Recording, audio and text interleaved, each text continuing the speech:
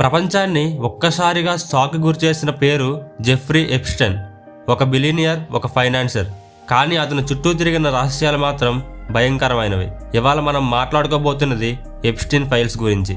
ఇవి కేవలం ఫైల్స్ కాదు, ఇవి పవర్, మనీ, పాలిటిక్స్, క్రైమ్ అన్నింటినీ ఎక్స్పోజ్ చేసే డాక్యుమెంట్స్. జెఫ్రీ ఎప్స్టైన్ ఒక సాధారణమైన వ్యక్తి కాదు. అతనికి presidents, prime ministers, royal family members, Hollywood సెలబ్రిటీస్తో కనెక్షన్స్ ఉన్నాయి. అందులో Donald Trump, Michael Jackson, Stephen Hawkins, Bill Gates లాంటి వాళ్ళు కూడా ఉన్నారు అని ఈ ఎప్స్టైన్ ఫైల్స్ డాక్యుమెంట్స్లో ఉన్నాయి. వీళ్ళని మనం హీరోస్లా చూస్తాం, ఇన్స్పిరేషన్గా తీసుకుంటాం. కానీ ఎప్స్టైన్ ఐలాండ్లో వీళ్ళు చేసిన ఘోరాలు చూస్తే అసలు మనుషులు ఇలా చేస్తారా అనేలా ఉంటాయి. అయితే ఈ ఫైల్స్లో నరేంద్ర మోదీ కూడా ఉన్నారు అని సోషల్ మీడియాలో చాలామంది చెప్తున్నారు. కానీ అఫీషియల్గా ఎవరు ప్రూవ్ చేయలేకపోయారు. కొంతమంది వ్యూస్ కోసం, రీచ్ కోసం ఇలా చెప్తున్నారని కూడా అంటున్నారు. అయితే అతని ప్రైవేట్ జట్ను లోలిటా ఎక్స్ప్రెస్ అని పిలిచేవారు. ఈ జట్లో ఎవరు ప్రయాణించారు, ఎందుకు ప్రయాణించారు అన్న ప్రశ్నలకు సమాధానాలే ఈ ఎప్స్టైన్ ఫైల్స్. ఎప్స్టైన్ మీద ఉన్న ప్రధాన ఆరోపణ అండర్ ఏజ్ గర్ల్స్ ట్రాఫికింగ్. అంటే చిన్న వయసులో ఉన్న అమ్మాయిలను ట్రాప్ చేసి ఈ ఐలాండ్కి తీసుకొచ్చి పవర్ఫుల్ పీపుల్కు సప్లై చేశాడు అని. ఇంకా దారుణం ఏంటంటే కొన్ని డాక్యుమెంట్స్లో అమ్మాయిలను చంపి తినేవారని కూడా ఉంది.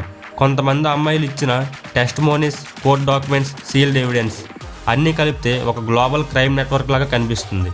ఇక్కడ అసలు ట్విస్ట్ ఏంటంటే ఎప్స్టైన్ ఒక్కడే కాదు, అతనికి సహాయం చేసిన వాళ్ళు కూడా ఉన్నారు.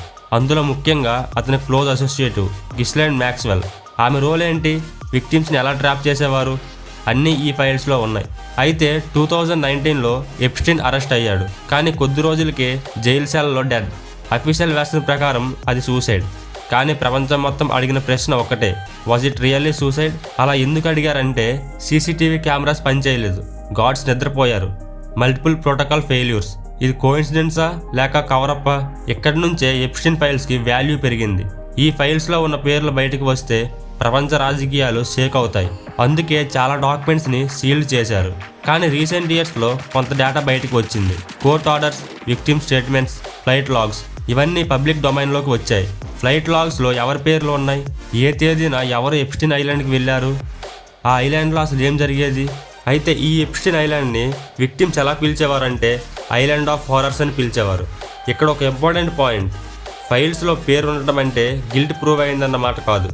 కానీ ఇన్వెస్టిగేషన్ జరగాల్సిన అవసరం మాత్రం తప్పకుండా ఉంది. జస్టిస్ సిస్టమ్ ట్రాన్స్పరెంట్గా ఉంటేనే విక్టిమ్స్కి జస్టిస్ దక్కుతుంది. ఎప్స్టైన్ ఫైల్స్ మనకి బెటర్ ట్రూత్ చెప్తున్నాయి.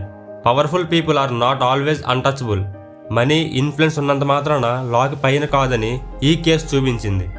ఇది కేవలం ఒక వ్యక్తి స్టోరీ కాదు, ఇది ఒక సిస్టమ్ ఫెయిల్యూర్ స్టోరీ. విక్టిమ్స్ వాయిస్ను ఇగ్నోర్ చేసిన సిస్టమ్, ట్రూత్ని హైడ్ చేసిన పవర్ స్ట్రక్చర్స్, జస్టిస్ని డిలే చేసిన ఇన్స్టిట్యూషన్స్, అన్నిటిపై ఇది ఒక క్వశ్చన్ మార్క్. ఇవాళ ఎప్స్టైన్ లేడు, కానీ అతని ఫైల్స్ మాత్రం ఇంకా మాట్లాడుతూనే ఉన్నాయి. ప్రతి డాక్యుమెంట్ ఒక ప్రశ్న, ప్రతి పేరు ఒక మిస్టరీ, ప్రతి విక్టిమ్ ఒక స్టోరీ, ప్రతి విక్టిమ్ స్టోరీ ఒక బాధ. ఈ స్టోరీ మనకి నేర్పే లెసన్ ఏంటంటే ట్రూత్ ఎంతకాలం దాచినా ఏదో ఒక రోజు బయటకు వస్తుంది. జస్టిస్ లేట్ అయినా సైలెన్స్ మాత్రం డేంజరస్. అయితే ఈ ఎప్స్టైన్ ఫైల్స్ గురించి మీ అభిప్రాయం ఏంటి? జెఫ్రీ ఎప్స్టైన్ది సూసైడా లేక ప్లానెడ్ మర్డరా? ఇప్పటికైనా పవర్ఫుల్ నేమ్స్ ఫుల్లీ ఎక్స్పోజ్ అవుతాయా? మీ థాట్స్ కామెంట్స్లో చెప్పేయండి. వీడియో నచ్చితే ఒక లైక్ చేసి ఇలాంటి ఇంట్రెస్టింగ్ టాపిక్స్ కోసం మన ఛానల్ని సబ్స్క్రైబ్ చేసుకోండి.